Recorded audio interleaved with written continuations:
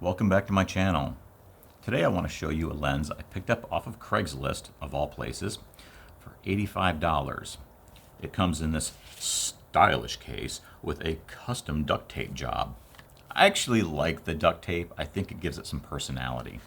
The lens is a Vivitar 400mm prime f5.6.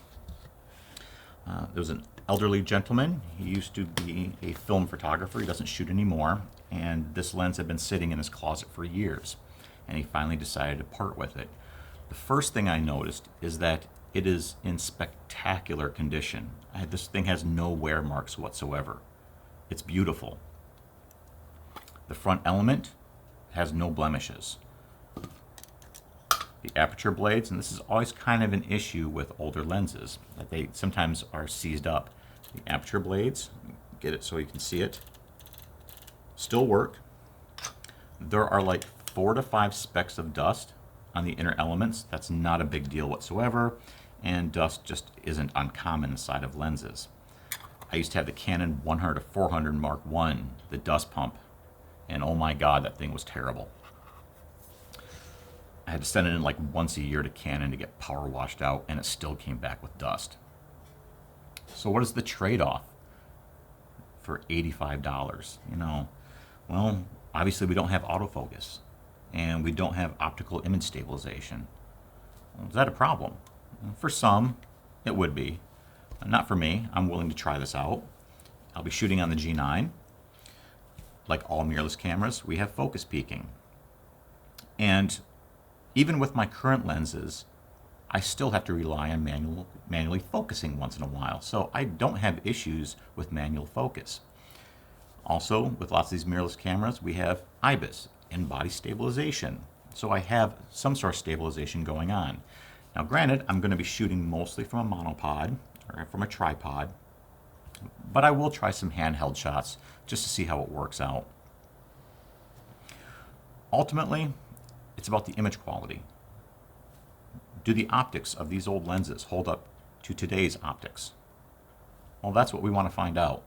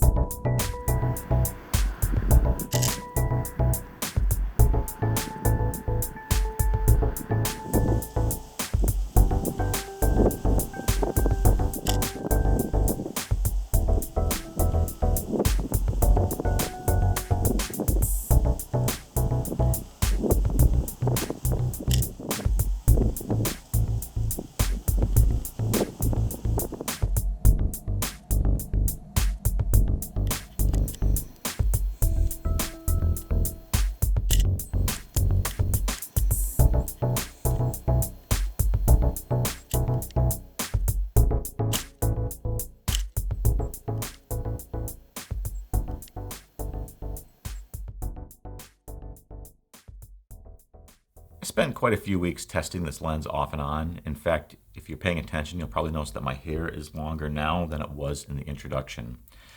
So there has been some time that has passed since I started this. I also took this lens with me to Grand Teton and Yellowstone National Parks as a backup. I had it attached to the Lumix G85. In general, the image quality does not hold up to the Leica 100-400 or the Leica 200, and I expected that. The image quality isn't good enough for professional stock photo work, not by any means. However, most of us are not professional and not doing stock photo.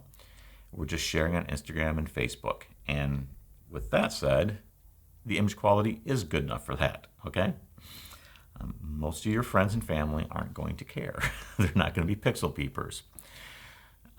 I posted a number of photos on Instagram that I've taken with this lens, and people never responded with anything like, "Oh, I don't like this because it's not as sharp," or something like that.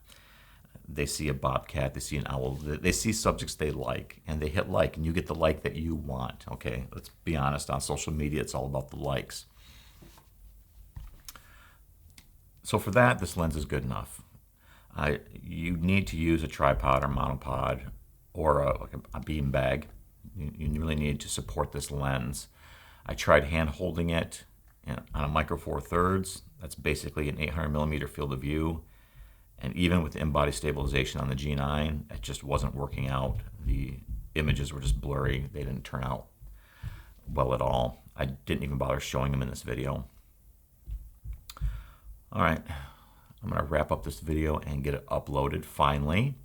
I am heading to Yosemite this weekend. Going to chase some fall colors. And I just want to wish you all a good weekend, and I will see you again next time.